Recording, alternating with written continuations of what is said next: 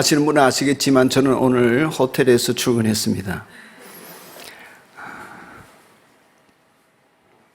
일주일 동안 격리되어 지내면서 여러 많은 일들이 저의 주변에 일어났죠. 그런 여러 상황 속에서 예배를 계속해서 인도할 수 있는 은혜가 너무나 감사하고 감사했습니다. 여러분 또한 예배드리고 결정하고 이 자리에 나온 것을 축하드리고 축복합니다. 예배를 못 드리는 위협들이 많습니다. 못 드리게 만드는, 어쩔 수 없이 드리지 못할 수도 있습니다. 여러 위협들과 어려움, 두려움 속에서도 하나님을 예배하기를 힘쓰고 예배당 이 자리에 나와 있는 여러분, 또 온라인상에 있는 여러분, 여러분을 축복합니다. 여러분의 선택을 하나님 기뻐하시고 또 여러분의 예배를 받으시면서 여러분을 선한 길로 인도하실 줄로 믿습니다. 시편 1편에는 복 있는 사람은 악인의 꾀를 따르지 않는다고 했습니다. 오만한 자의 자리에도 앉지 않는다고 했습니다. 죄인의 길에도 서지 않는다고 했습니다. 이런 사람이 복이 있다고 하셨습니다. 그렇게 죄를 짓지 않는 사람도 복이 있지만 오늘 시편 32편에서는 죄를 지었어도 그 죄를 고백하며 그 죄가 용서함 받는 그러한 사람도 복이 있다고 하십니다. 우리가 악한 일을 하지 않는 것도 복이지만 우린 참 그렇게 살기가 어렵습니다. 악한 일을 전혀 안 하고 살 수 없기 때문에 그 악한 일과 그 허물과 그 죄를 용서함 받는 길이 있는 그 사람이 복되다 하는 것입니다. 난방을 좀 꺼주세요. 많이. 오늘 좀 날씨가 따뜻하니까. 여러분, 우리가 신앙생활 하다 보면 어느 순간인가 회개할 죄가 없어질 때가 있습니다. 나는 신앙생활 잘하고 있기 때문에 뭐 그런 생각이 굳이 안 해도 왠지 내가 특별하게 죄를 지으면서 사는 것 같지가 않습니다. 그래서 사순절 기간이나 고난주간을 보내더라도 그래서 회개하라 하지만 특별히 내 가슴을 치며 애통할 회개가 안 되어지는 경우가 많습니다. 회개가 죄가 없어서 그래서 안 하게 되면 다행이지만 죄가 있는데도 불구하고 회개를 하지 않는다면 이거 보통 문제가 아닌 것입니다. 여러분, 예를 들면 허물이 가리워지고 죄가 사함받는 사람은 복이 있다 그러는데 여기 허물이라고 하는 말을 잘 살펴보면 그것은 하나님 앞에 그저 흠이 있다 이런 뜻이 아니라 보다 깊은 의미에서는 하나님을 투명인간 취급하면서 사는 것이다 이렇게 해석할 수가 있습니다. 그 말은 무슨 말입니까? 하나님이 우리 가운데 계시는데 하나님이 없는 것처럼 말하고 행동하는 것입니다. 그런 허물이 우리에게 없다 할 수 없습니다. 그럼에도 불구하고 우리는 너무나 이것이 익숙하기 때문에 그 죄를 죄인 줄로 깨닫지를 못하거나 회개할 수 없는 지경에 이를 수 있는 것입니다. 의도적으로 하나님을 무시하게 하겠습니까? 예수님을 믿는 사람 치고는.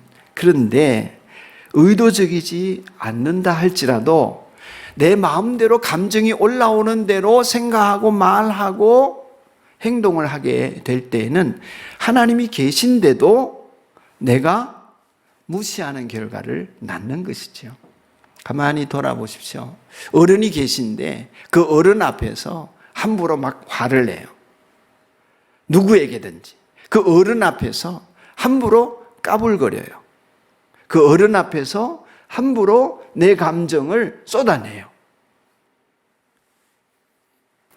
그 허물이 작다 하겠습니까? 그런데 하나님이 여러분과 저 사이에 하나님 나라 안에 우리가 다스림을 받고 사는 우리들 가운데 충만하게 계심에도 불구하고 하나님이 지금 여기 이 자리에 나와 함께 하시는 줄 믿는다 그러고 안다고 하면서도 하나님이 안 계신 것처럼 화를 내고 말을 하고 행동을 하는 것을 허물이다 이렇게 얘기합니다. 그 허물을 다르게 번역하면 반역죄입니다. 그러니까 이게 작은 게 아니에요. 그 반역죄라는 말은 하나님이 말씀하시고 뜻하시는 바가 있고 하나님이 이러고 계시는데도 그걸 무시해버리는, 없는 것처럼 투명인간 취급하듯이 그렇게 살아가는 태도를 말하는 것입니다. 그렇게 생각을 해보면 그러한 허물이 있을지라도 그것이 가려지는 사람은 복이 있다 하겠고, 그런 허물을 깨닫는 사람이 복이 있다 하겠습니다.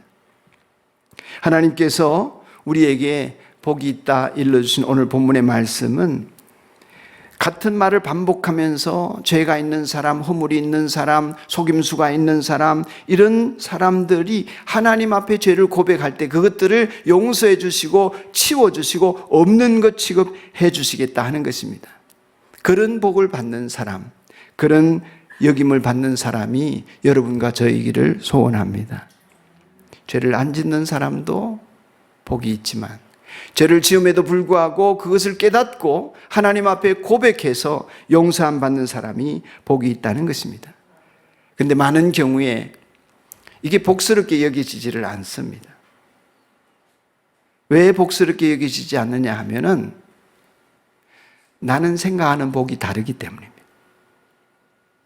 그게 복이라고 여겨지지를 않는 이유는 내가 생각하는 복은 육체적으로 나의 욕망과 내 뜻이 이루어지는데 복이 있다고 여기는 마음이 크기 때문입니다.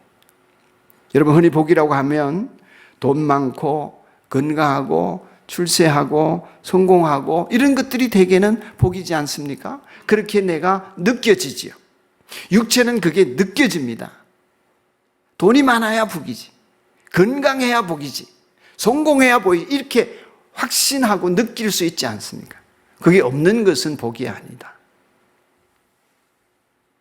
근데 이 복들은 전부 다 육체의 욕망, 자기 자신의 마음의 소원이 충족될 때에 얻어지는 복이지요. 이웃과 관계없어요.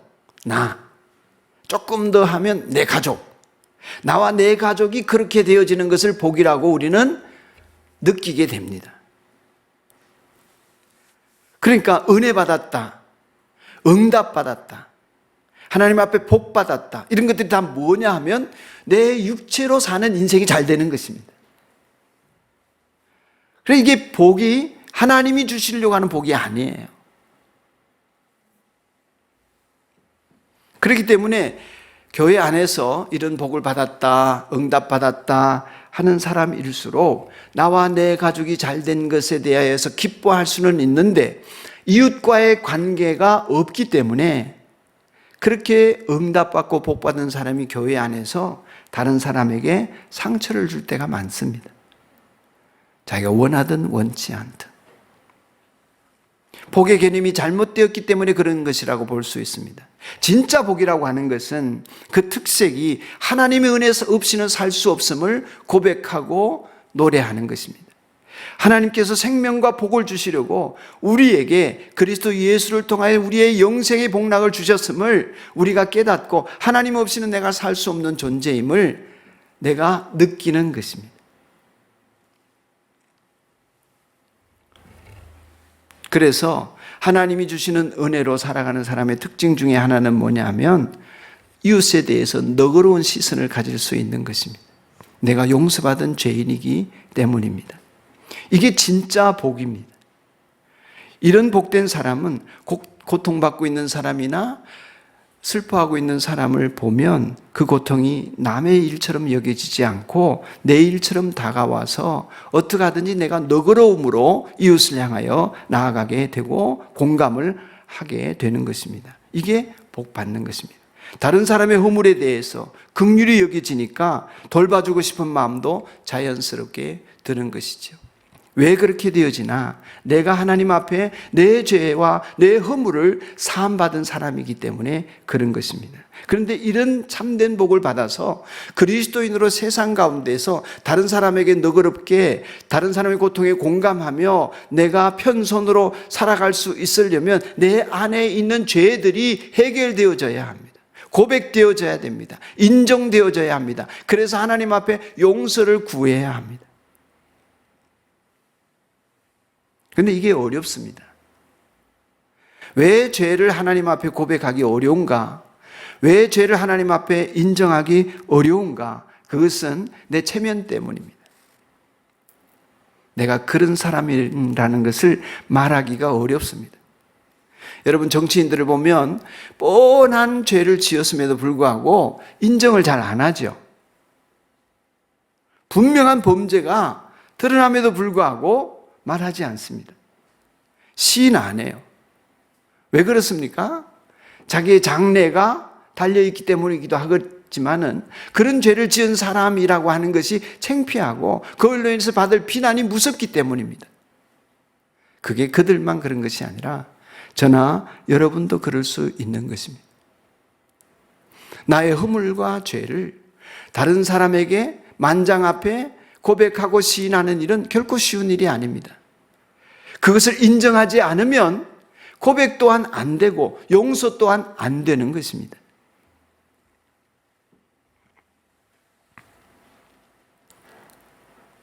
여러분이 하나님의 음성을 듣고자 하고 하나님의 길을 걷고 싶어 하여서 기도 많이 하십니다. 기도를 하는데 하나님의 인도를 못 받는 경우가 많아요. 왜 그렇습니까? 그것은 우리의 허물과 죄가 가리워져 있기 때문입니다. 하나님과 우리 사이에 담을 형성하기 때문에 그렇습니다. 이것이 허물어져야 되는데 허물지를 못하고 허물지 않은 상태에서 내 안에서 켜커이 죄를 고백하지 않고 쌓아두기 때문에 그렇습니다. 잘못한 것이 없다고 하거나 합리화시키고 아니면 잊어버리고 스스로 무시해버립니다. 근데 죄는 내가 무시한다고 해서 그냥 없어지지를 않습니다. 내 안에 켜켜이 쌓이게 되어집니다.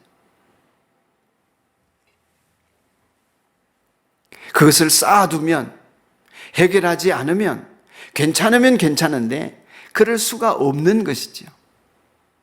그래서 오늘 이 시편 32편에 저자로 알려진 다윗은 그가 죄를 고백하지 않고 그냥 두었더니 자기 안에서 어떤 현상이 일어났다고 했냐면 3절입니다. 내가 입을 다물고 죄를 고백하지 않았을 때에는 온종일 끊임없는 신음으로 내 뼈가 녹아내렸습니다.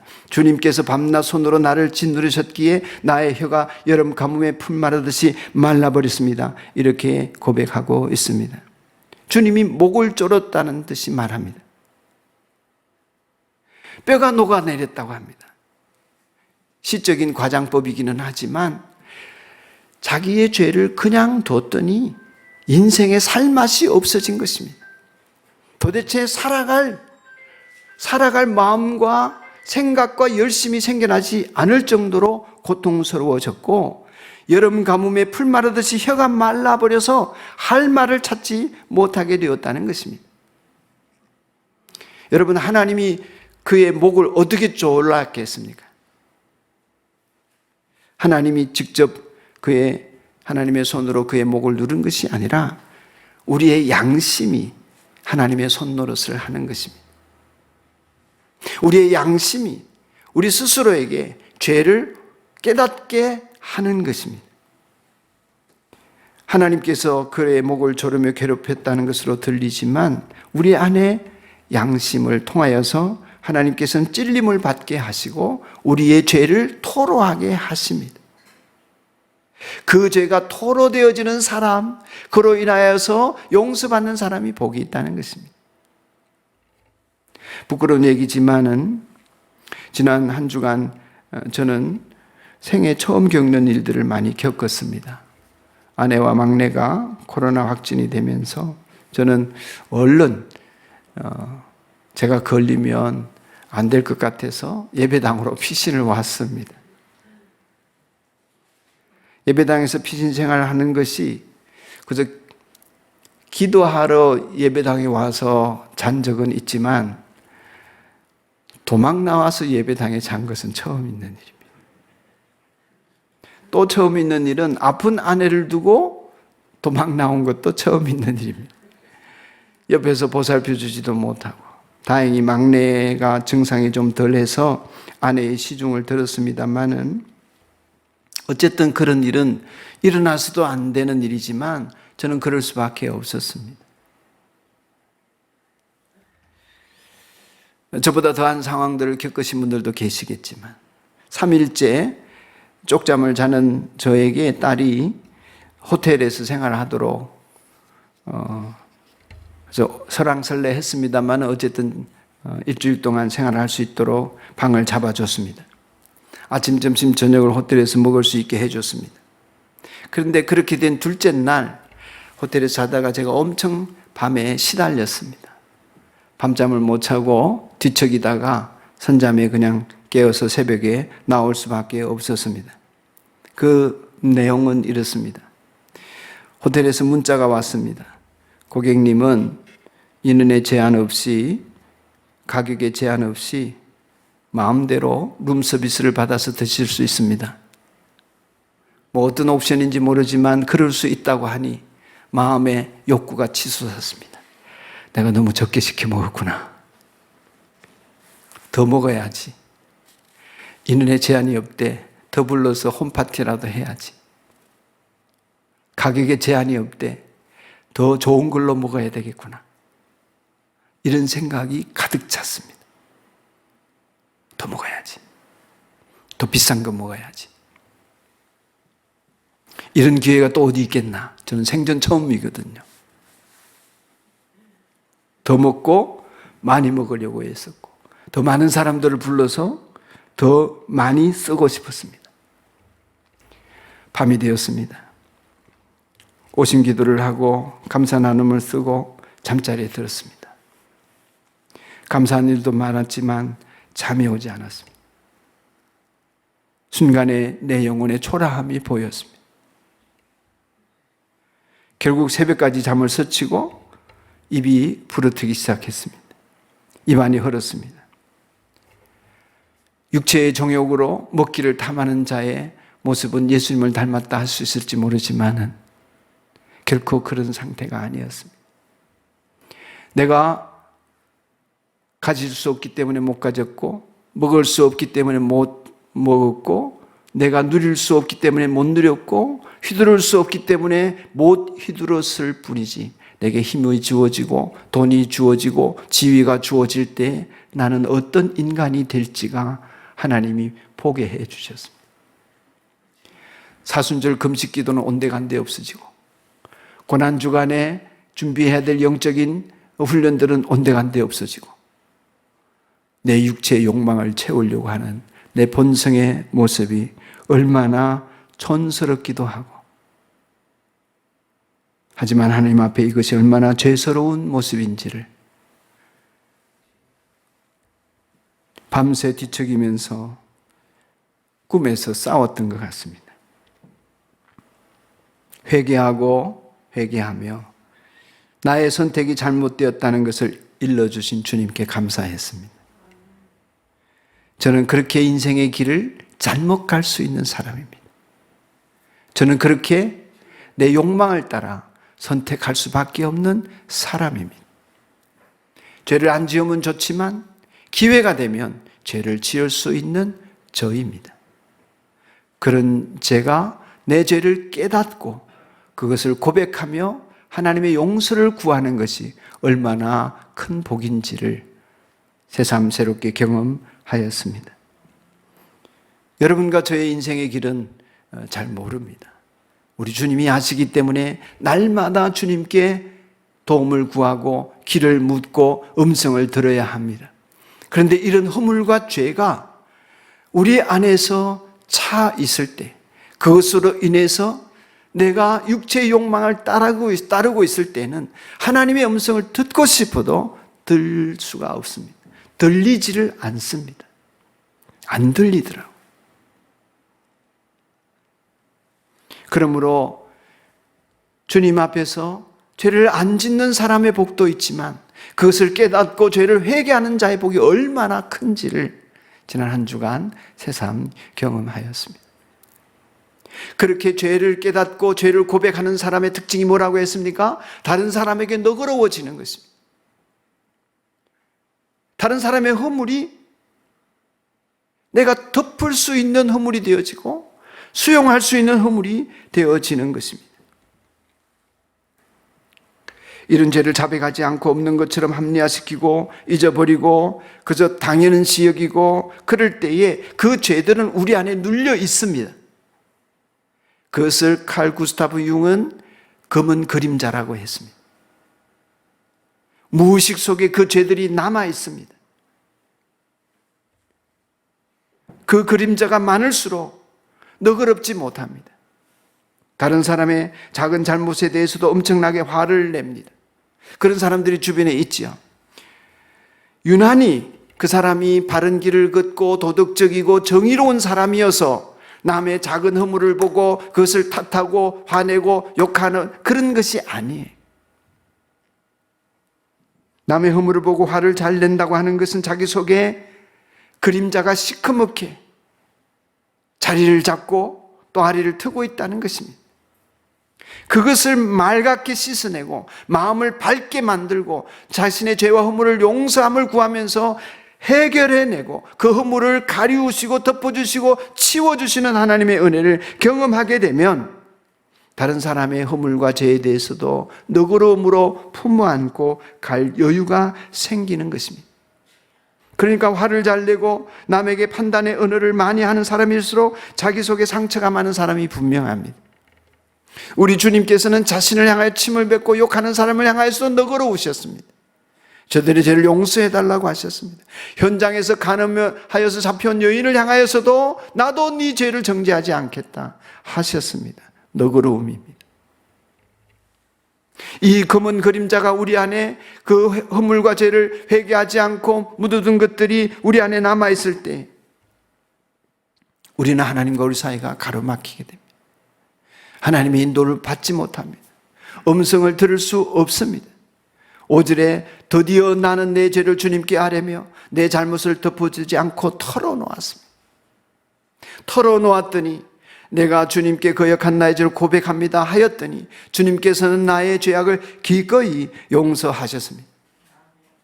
여러분이 그러기를 축복합니다.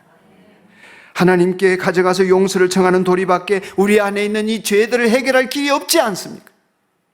맑아지지 않습니다. 내 이중성을 알아차리고 나의 이중적 사고를 알아차리고 겉으로는 주여 하지만 실제로는 주님이 아니도록 살아가는 내 육체의 모습을 깨닫고 그거를 자백하는 것, 그 허물을 고백하는 것.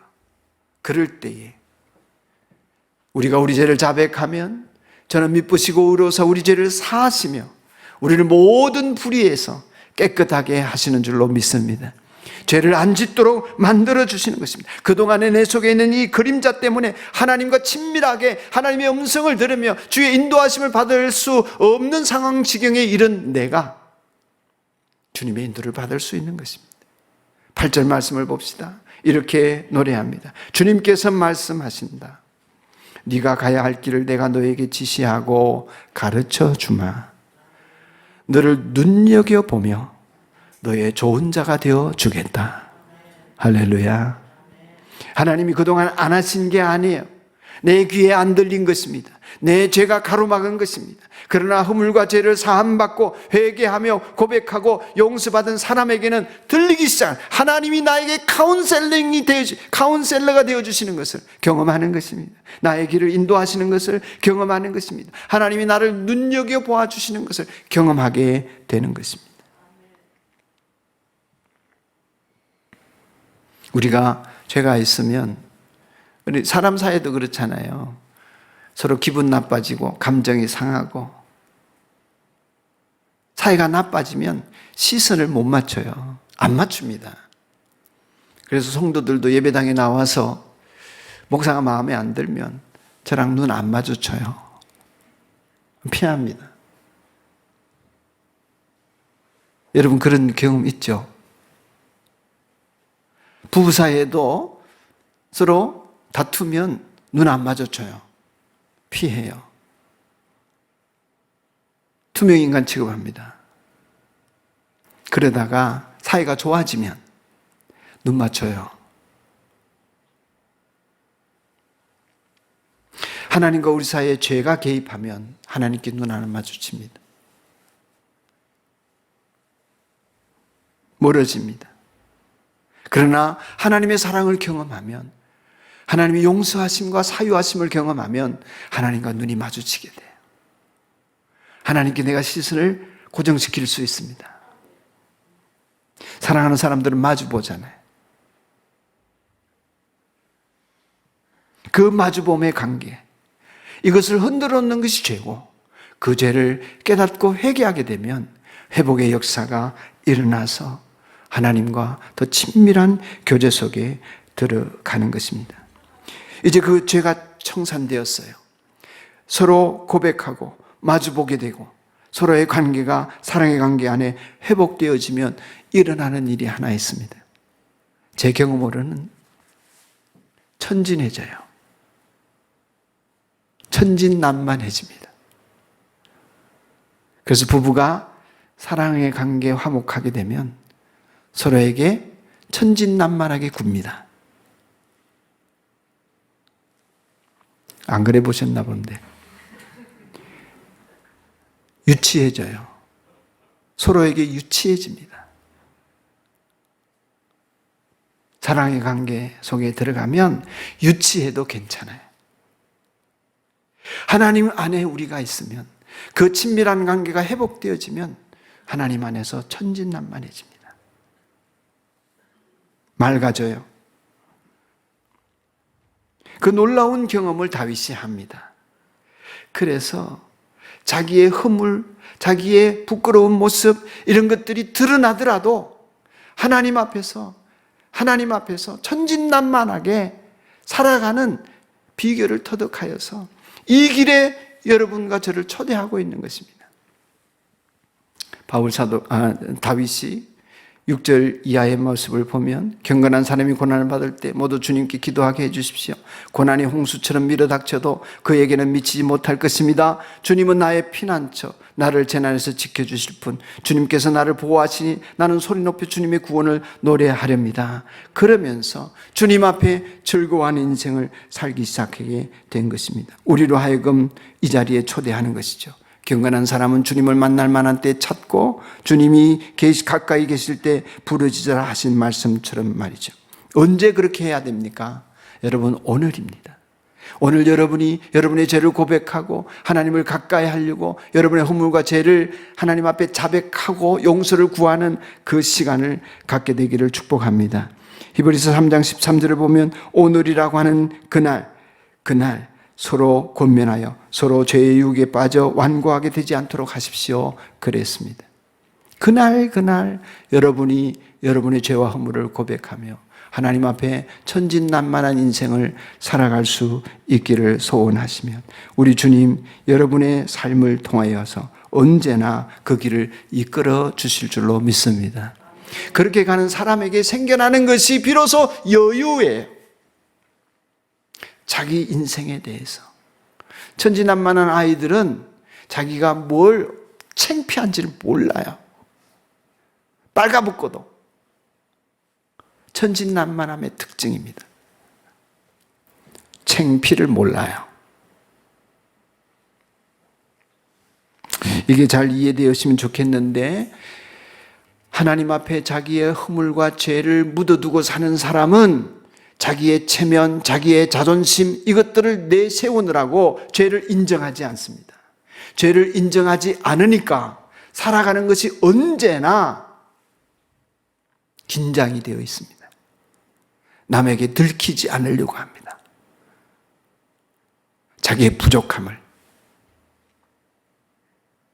천진난만하지를 못해요. 자기는 죄 없는 사람처럼, 허물이 없는 사람처럼 가꾸고 살아야 합니다. 쉽지 않아요. 그러니 여유가 없습니다. 그렇게 여유가 없으니 남들을 또한 완고하게 대하는 것입니다. 여러분, 제가 언젠가 그랬죠. 여유, 자기 허물에 대한 여유, 약점에 대한 여유가 있을 때 비로소 사람은 유머스러워진다. 위트가 있어지는 거예요. 유머는 자신의 약점에 대한 여유가 생겨야 가능합니다. 그렇지 않으면 약점을 짚으면 화내요. 눈 작다 그러면 화내요. 눈 작은 걸 작다고 하는데 왜 화내요? 여유가 없어요. 왜 그런 여유가 없어졌어요? 자기 안에 허물과 죄를 쌓아두기 때문입니다. 주님 앞에 용서받은 경험이 없기 때문입니다. 그 죄를 용서받는 자의 복을 못 누리기 때문에 그렇습니다. 성도의 삶이라고 하는 것은 거룩함이라고 하는데 내일 주님 만나는 게 아니라 언젠가 만날 거야가 아니라 오늘 우리 주님이 내게 일러주시는 대로 내 허물을 벗겨가고 그러므로 말미암아 여러분의 인생에 유무가 생기고 자기의 약점에 대해서 인정하는 것이 쉬워지고 허물에 대해서 인정하는 것이 쉬워지고 그로 말미암아 주님을 나의 피난처 삼는 복된 사람의 모습. 나는 그럴지라도 주님이 온전하시며 나는 약해도 주님이 나를 감사하시고 나는 길을 몰라도 주님이 내 길을 이끌어 가시니 남들이 나에 대해서 어떤 평판을 갖든지 간에 나는 주님 안에서 자유로운 영혼이 되어지고 어린아이처럼 천진난만하게 하루하루를 살아가는 그래서 이렇게 노래합니다. 11절 같이 한번 읽겠습니다. 시작. 의인들아 너희는 주님을 생각하며 즐거워하고 기뻐하여라. 정직한 사람들아 너희는 다 함께 기뻐하노하여라. 아멘. 우리는 죄 안 지으면서 살면 좋지만 실수 많이 합니다. 허물이 없을 수 없습니다. 그걸 내 속에 가두어 두면 그림자가 되고 내 운명이 되고 그것들이 드러날 때는 큰 소리를 내면서 나갑니다. 사람들 앞에 창피를 당하는 게 낫지. 나중에 하나님 앞에 갔는데 김 목사 네 허물이 이렇다. 좌중 앞에 드러낸다면 얼마나 부끄러운 일이겠습니까? 그것을 가지고 하나님 앞에 내놓게 될 때 하나님 우리를 받아들이시고 자유하게 해주시고 새로운 삶을 살게 해주십니다. 그것이 가장 큰 기쁨일 수밖에 없는 그것을 경험하는 사순절이기를 주님의 이름으로 축복합니다.